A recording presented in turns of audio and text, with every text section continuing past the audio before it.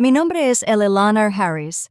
Tengo 70 años, soy una profesora de piano jubilada y el tipo de mujer que ha llegado a sentirse cómoda con el silencio. Mis mañanas usualmente comienzan de la misma manera. El aroma del café negro, la primera luz filtrándose por la ventana de mi sala y las suaves notas de una paz de Schubert bajo mis dedos. Es un ritmo tranquilo, uno que he ganado tras toda una vida cuidando de los demás. El jueves pasado, ese ritmo se rompió con una llamada telefónica de mi hijo, David. Mamá, ¿me harías un gran favor? Comenzó con ese tipo de frase que nunca termina bien.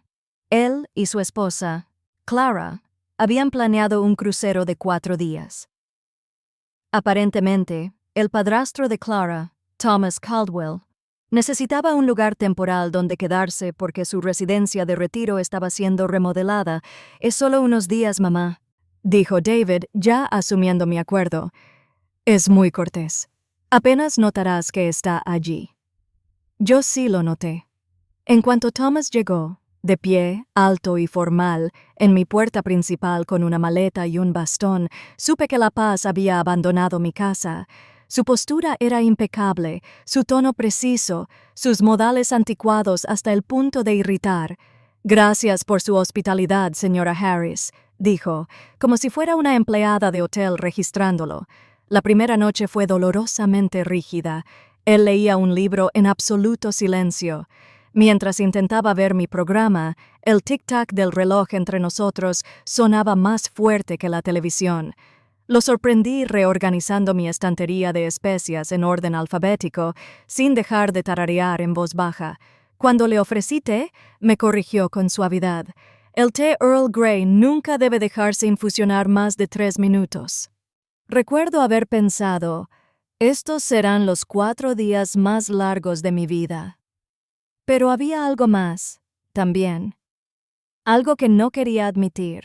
Luego, un destello de curiosidad por ese hombre que se comportaba como si el mundo todavía esperara algo de él. Aún no lo sabía, pero esa curiosidad cambiaría todo. Para la segunda mañana, quedó claro que Thomas Caldwell y yo éramos 2 especies completamente diferentes. Él trataba cada comida como un seminario y cada conversación como un debate. Cuando preparé huevos revueltos, él silenciosamente tomó la sartén y dijo, «El secreto es fuego bajo y paciencia». Cuando doblaba la ropa en la sala, comentó sobre la técnica ineficiente de enrollar las toallas. Mordí mi lengua tan fuerte que casi saqué sangre. A pesar de todo, no podía negar su competencia. Se movía lentamente, pero con propósito. Sus manos firmes mientras ordenaba mi cocina como si fuera una orquesta. Todo en su lugar, cada movimiento deliberado. Me recordó a los hombres que vivían en bibliotecas y creían que el orden era la virtud suprema. Yo, en cambio, siempre he hallado belleza en un poco de caos. Los pinceles dejados en remojo en frascos, las sábanas esparcidas en el banco del piano. Compartimos la cena en extremos opuestos de la mesa. Nuestro único terreno común era el silencio. Hasta que una noche miró mi piano y dijo, «Tocas de maravilla». Me sorprendió. «¿Has estado escuchando?», pregunté. «Es difícil no hacerlo», respondió. «¿Favorito en Chopin?» A mi difunta esposa le encantaba.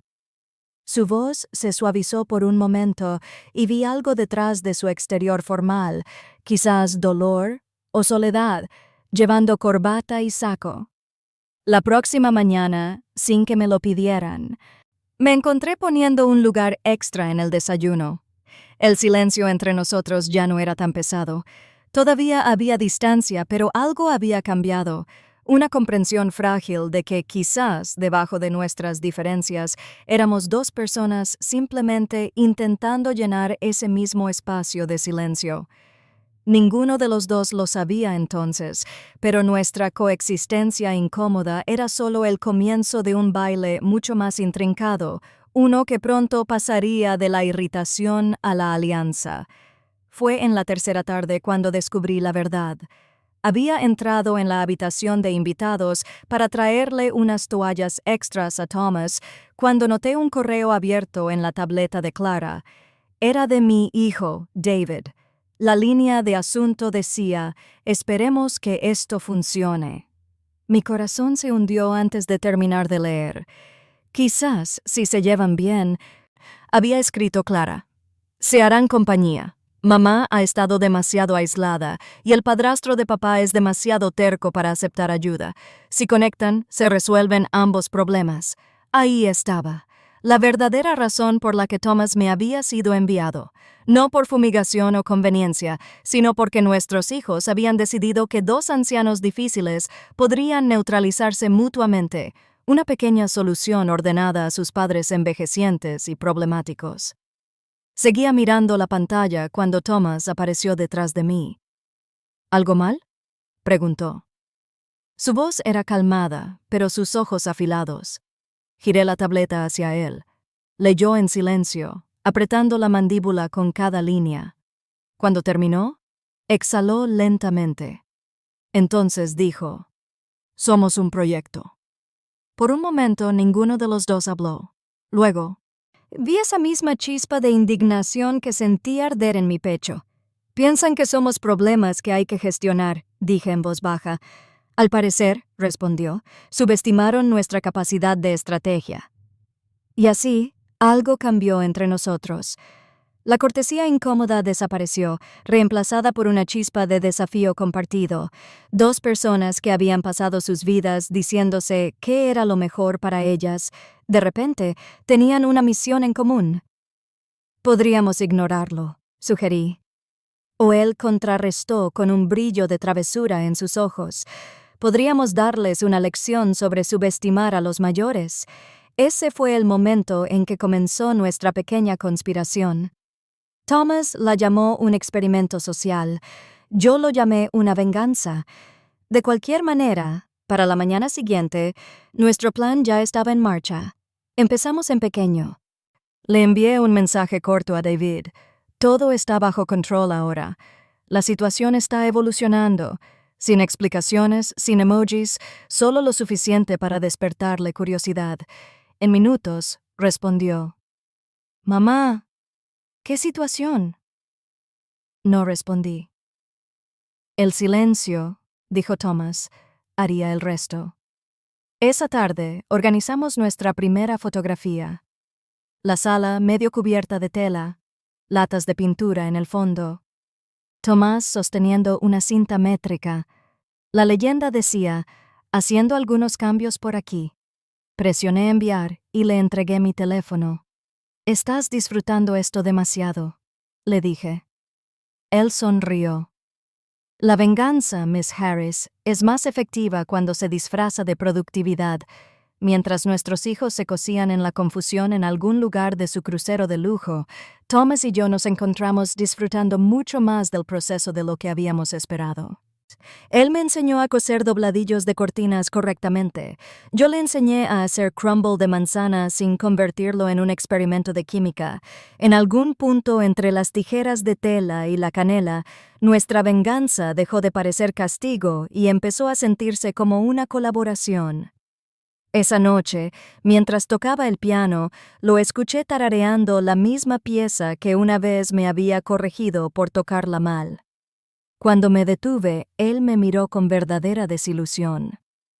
«No hagas eso», dijo suavemente. «Hace años que no llena una habitación en la que estoy». Las palabras me desarmaron por completo. Al día siguiente, envié otro mensaje a David.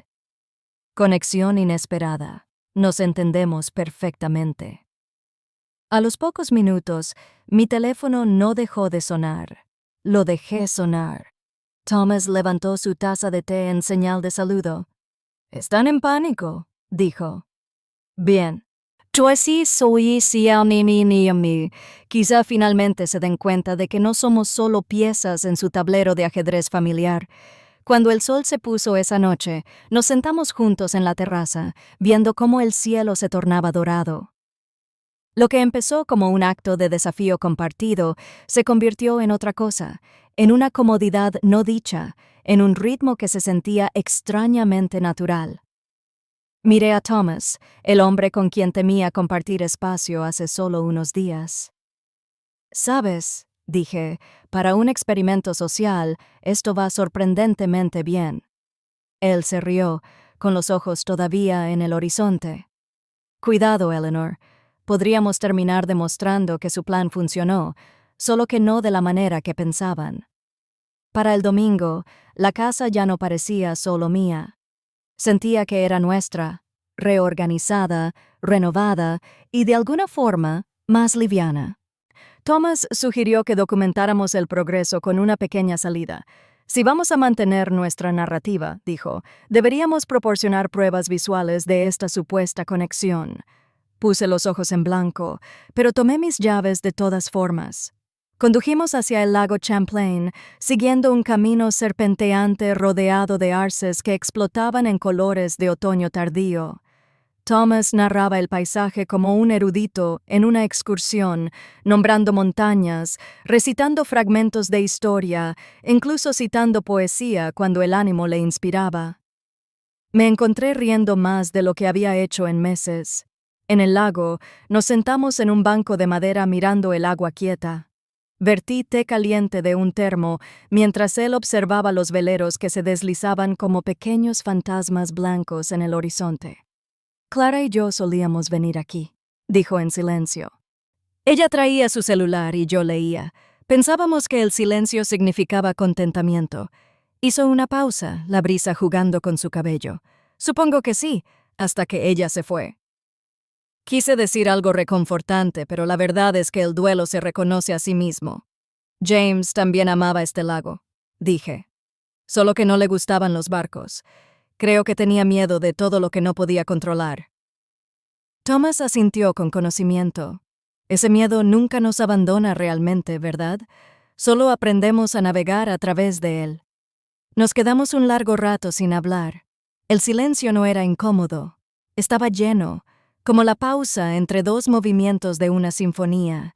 El aire olía a pino y agua fría, el tipo de silencio que sana en lugar de herir.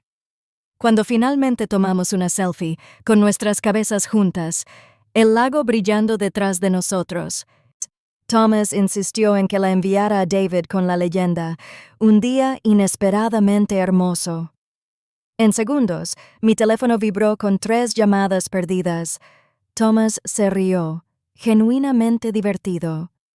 «Les hemos dado un buen argumento», dijo. Al conducir de regreso a casa, el mundo se sentía más suave. Me di cuenta de que ya no estaba fingiendo.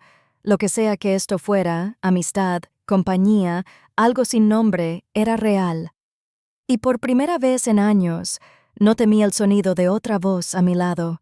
En algún lugar entre la risa, el silencio y la luz de otoño, 2 personas solas dejaron de estar en disposición y empezaron a convertirse en una conexión que ninguno de los dos esperaba.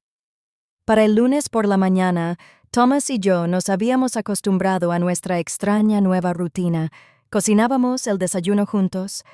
Terminábamos de coser la última cortina y compartíamos largas conversaciones con café que siempre derivaban de la filosofía a recuerdos de la infancia. Pero ambos sabíamos que el juego no podía durar para siempre. David y Clara estarían en casa esa noche y nuestro experimento estaba a punto de enfrentar su prueba final. «Esperarán un desastre», dijo Thomas mientras apretaba el último tornillo en la barra de cortina. «Entonces, démosles paz en su lugar. Eso los confundirá aún más». Sonreí. Psicología inversa. Me gusta. Para la noche habíamos preparado el escenario perfecto. Cena lista, velas encendidas, la sala recién redecorada brillando con luz cálida. Cuando sonó el timbre, Thomas susurró: «Cortinas abiertas». David entró primero, mirando nervioso por toda la casa como si esperara humo o caos. «¿Mamá? ¿Estás bien?», soltó de golpe. Detrás de él, Clara parecía igual de desconcertada. «Tus mensajes nos preocuparon», dijo. «Fuegos, conexiones inesperadas, ¿y quién redecoró la casa?». Eso seríamos nosotros, respondí simplemente. Thomas y yo. ¿Redecoraron juntos? Repitió David con una mezcla de incredulidad y sospecha.